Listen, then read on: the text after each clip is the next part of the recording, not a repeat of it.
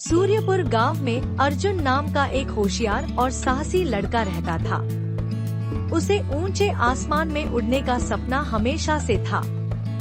एक दिन उसकी छोटी बहन रावी खेलते खेलते गांव के पास के भूला भटका जंगल में खो गई। अर्जुन उसे ढूंढते ढूंढते जंगल के उस हिस्से में पहुंच गया जहां कोई नहीं जाता था। वहां उसे एक चमकती हुई जमीन दिखी। जब उसने झांका तो देखा एक घोड़ा पत्थर के नीचे जंजीरों से बंधा हुआ था। उसके सफेद पंख सोने जैसे चमक रहे थे।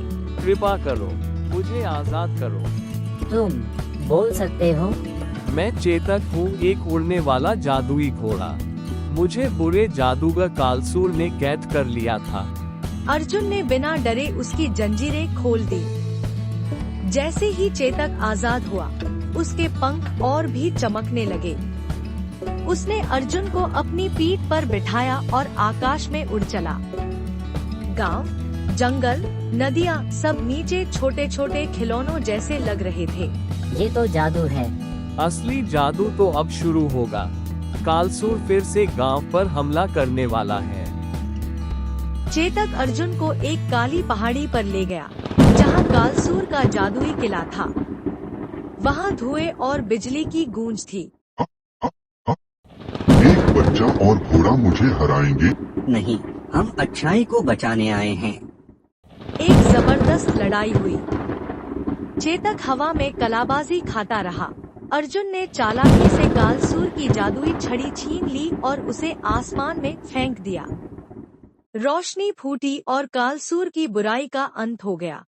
अगली रात अर्जुन को सपना आया, एक नीली रोशनी वाला दरवाजा और एक आवाज, अर्जुन, हमारी दुनिया संकट में है। फिर अर्जुन और चेतक उस दरवाजे के तलाश में निकल पड़े और वहां पहुंचते ही उन्हें दिखी एक बहुत सुंदर नगरी जिसका नाम था नक्षत्रलोक। वहां चांद की रोशनी सूरज जितनी तेज थी और आसमान में तारों की टिमटिमाहट ऐसी लग रही थी जैसे हीरे मोती चमक रहे हो।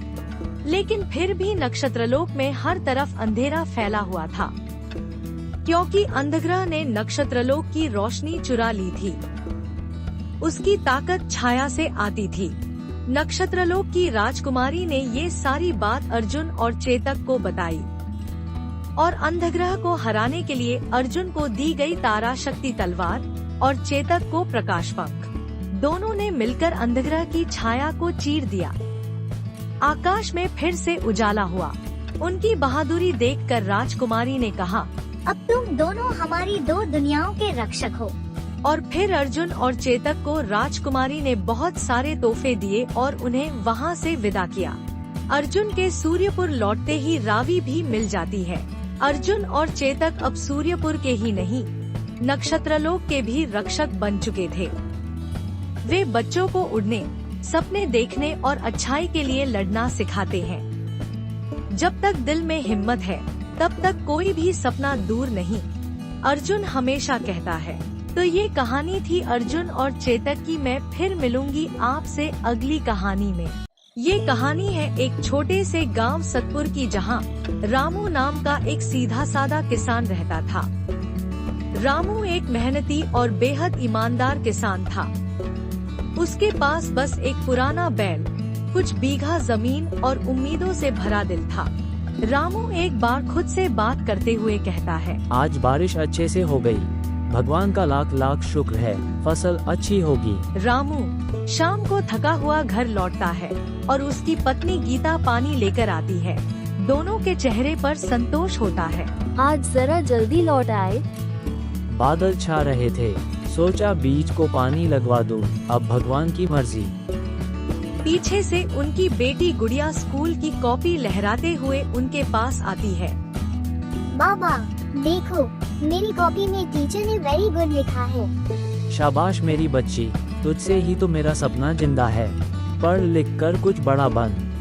अगली सुबह रामू जब खेत में जुताई कर रहा होता है, उसका हल किसी कठोर चीज से टकराता है। अरे ये क्या? वो मिट्टी हटाता है और एक लोहे का संदूक पाता है। वह भारी है और उस पर जंग लगा है। संदूक यहाँ कैसे आया? वो संदूक खोलता है। उसमें सोने की ईंटें और एक पुराना पत्र होता है। रामू घर जाकर सब गीता को दिखाता है। दोनों चौंक जाते हैं। इतना सोना, अब हम अमीर बन गए। नहीं गीता, ये हमारा नहीं है। जमीन मेरी है, पर ये खजाना किसी और का है। इसे सरपंच जी के पास ले चलूंगा। रामू, कभी तो अपने लिए सोचो। हर बार ईमानदारी से क्या मिला है? मिला है आत्मसंतोष, और यही सबसे बड़ी दौलत है। गांव के मंदिर के पास पंचायत बैठती है। संदूक सबके सामने खोला जाता है। रामू ने जो किया वो कोई आम इंसान नहीं कर सकता। हम जांच करेंगे, पर आज रामू की ईमानदारी को सलाम। भीड़ तालियां बजाती है। कुछ दिन बाद शहर से एक बुजुर्ग आते हैं। मैं इस जमीन का असली मालिक हूँ। ये खजाना मेरे दादा का है, जो आज से 80 साल पहले यहाँ दबाया गया था। रामू ने जो किया है वो बेमिसाल है। वो रामू को आधा खजाना देने का प्रस्ताव रखते हैं। मैंने जो किया वो मेरा फर्ज था, मगर अगर आप कुछ देना ही चाहें तो मेरी बेटी की पढ़ाई का जिम्मा ले लीजिए।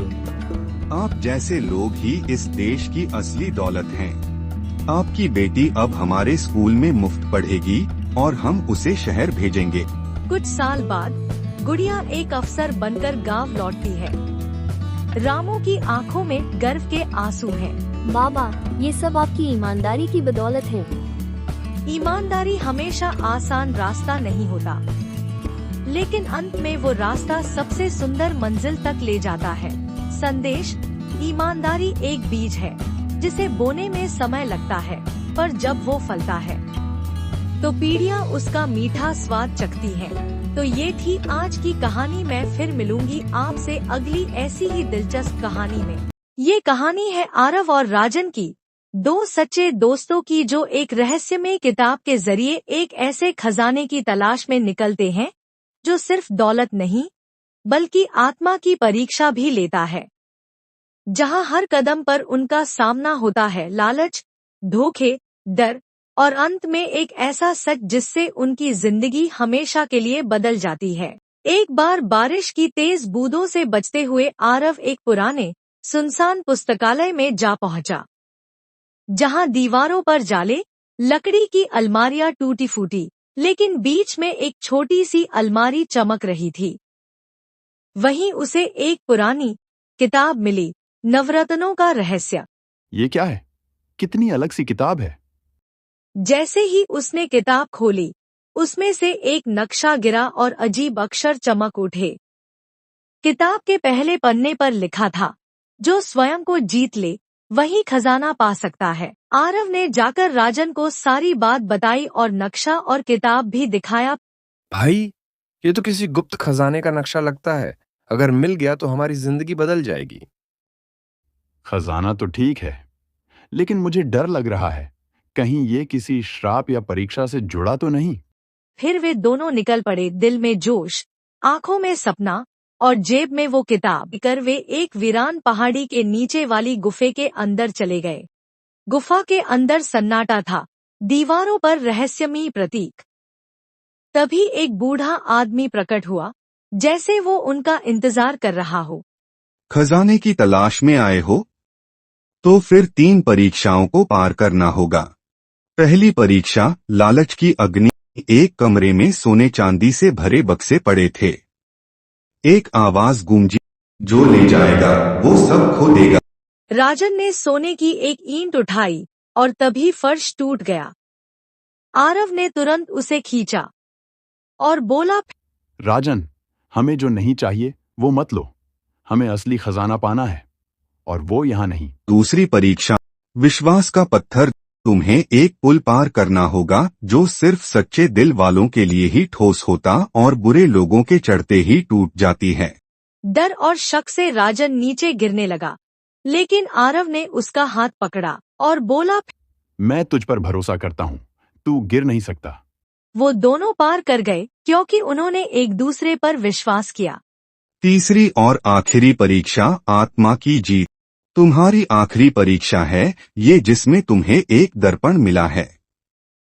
उसमें खजाना दिख रहा है, पर साथ ही तुम्हारी परछाई भी। फिर दर्पण से आवाज आई, खजाना तुम्हारे सामने है, क्या तुम उसे ले सकते हो जब जानो कि कोई और इसका हकदार है। आरव ने किताब उठाई और सोच में पड़ गया और बोला, अगर ये खजाना किसी और के काम आ सकता है, किसी जरूरतमंद के, किसी अनाथ आश्रम या स्कूल के, तो मैं उसे ले नहीं सकता। गया दर्पण चमक उठा और एक नई किताब उभर आई, ज्ञान का खजाना।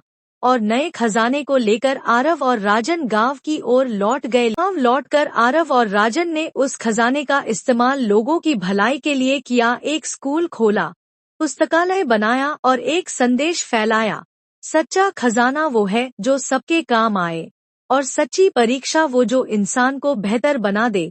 मूल संदेश, धन जरूरी है लेकिन उससे ज्यादा जरूरी है चरित्र, दोस्ती और सेवा।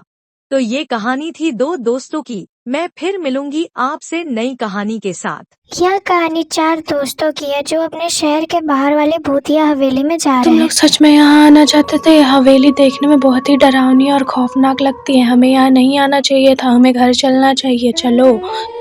अरे डर क्यों रही हो? पहले अंदर तो चलो, तब तो पता चलेगा यहाँ सच में कुछ डरावना है या लोग ऐसी ही अफवाहें उड़ाते रहते हैं केवल इस जगह के बारे में। मुझे तो यह जगह बहुत ही अजीब लग रही है, अंदर जाने का मन ही नहीं कर रहा है। देखो ये कितना भूतिया लग रहा है। चलो हम सब घर चलते हैं, हमें यहाँ रुकना नहीं चाहिए। पिंकी तुम बहुत डरपोक हो। देखो हवेली बहुत पुरानी है इसलिए डरावनी लग रही है। हम सब एक साथ हैं तो हमें कुछ भी कोई नहीं करेगा। चलो। वे सब धीरे धीरे हवेली के दरवाजे पर पहुंचते हैं। हवेली के दरवाजे पर बहुत ही डरावनी डरावनी आवाजें आ रही। ये दरवाजा देखने में कितना डरावना लग रहा है, हमें यहाँ से वापस चलना चाहिए। क्या तुम डरपोक हो गई हो नीलू? तुम तो शुरू से बोल रही थी कि कुछ नया करना चाहिए, अब जब मौका आया है तो तुम डर क्यों रही हो? इतना कहते ही वे लोग हवेली के अंदर चले गए। अंदर जाते ही उन्होंने देखा चारों तरफ अंधेरा और सन्नाटा छाया हुआ था। फिर राजू बोला, अरे यार अंदर तो बिल्कुल भूतिया सन्नाटा फैला हुआ है। देखो ये हवेली भी कितनी डरावनी लग रही है, लग रहा है कई सालों से कोई यहाँ आया तक नहीं है। देखो वहाँ क्या था? क्या वो किसी की छाया थी? तुम लोगों ने देखा? तुम्हें कोई साया नहीं दिखा, ये बस तुम्हारे दिमाग का डर है। देखो कोई नहीं है वहाँ पे। तुम सब यूं ही डर रहे हो जबकि यहाँ कुछ है ही नहीं। चलो आगे बढ़ते हैं, कुछ और खौफनाक मिलने पर मैं तुम सबको बचा लूंगा। चलो अब चलो। वे लोग हवेली के और अंदर चले जाते हैं और अंदर जाते ही उन्हें आवाज आती है जैसे कोई कुछ उन्हें कह रहा हो। रुको, तुम्हें यहाँ नहीं आना चाहिए था। तुम लोग यहाँ क्यों आया? चले जाओ यहाँ से। ये क्या था? क्या तुम सबने सुना? अरे कुछ नहीं है, घबराओ मत। हवा में आवाजें होती है वही सुनाई दे रही है। चलो अब आगे चलते हैं। चलो। तभी एक डरावनी आवाज आती है जो ज्यादा तेज और स्पष्ट होती है। तुम लोग क्यों आए हो? ये मेरा घर है। चारों बहुत ज्यादा डर जाते हैं और एक दूसरे को देखते हैं, मगर वो फैसला करते हैं और आगे बढ़ने का और आगे बढ़ते हैं। अब तो कुछ गलत हो रहा है, हमें यहाँ से निकलना चाहिए। वो सब बातें झूठी नहीं लग रही। क्या तुम लोग अब डरने लगे हो? यहाँ ऐसा कुछ भी नहीं है। चलो हमें आगे चलना चाहिए। तुम बहुत नासमझ हो राजू, तुम नहीं समझ रहे कि हम कहीं बड़ी मुसीबत में फंस सकते हैं। अचानक कुछ भारी चीज गिरने की आवाज आती है, सबके रोंगटे खड़े हो जाते हैं। क्या था ये? वे चारों दौड़ते हुए उस आवाज की दिशा में बढ़ते हैं और अब हवेली का माहौल और भी डरावना हो चुका था। अचानक उन्हें एक कमरा दिखता है जिसमें सामानें उड़ती हुई दिखती है और सफेद धुआं दिखता है। क्या ये क्या था? तुम लोगों ने देखा? मैंने कहा था ना ये हवेली सच में डरावनी है। चलो हम यहाँ से निकलते हैं, मैं अब और नहीं रुक सकती यहाँ। उनके सामने से एक सफेद धुआं निकलता है और एक डरावनी भूतनी उनके सामने आ जाती है। तुम लोग क्यों आए हो यहाँ? तुम सबको यहाँ नहीं आना चाहिए था। चले जाओ यहाँ से, चले जाओ। तुम कौन हो? हमें बता दो, हम नहीं डरते तुमसे, हम यहाँ से नहीं जाएंगे कहीं।